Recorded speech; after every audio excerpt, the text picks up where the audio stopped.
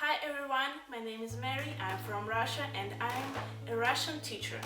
Today I will give you 15 of the most important Russian words for beginners. If you are going to Russia and you have never learned Russian before, these words will be helpful for you in my country. Let's start. The first word, yes, да. The second, no, нет. Thank you, спасибо. Please or you're welcome. Пожалуйста. Okay. Хорошо. Hi. Привет. Bye. Пока. Formal hello. Здравствуйте. Formal goodbye. До свидания. Excuse me. Извините. I'm sorry.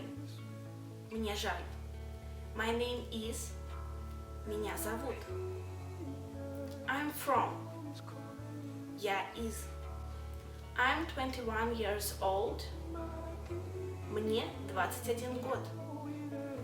And the last one, I don't speak Russian. Я не говорю по-русски. These are 15 of the most important phrases and verbs for your visit to Russia.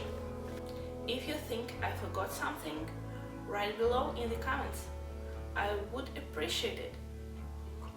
Thank you for watching this video. See you again soon. Bye!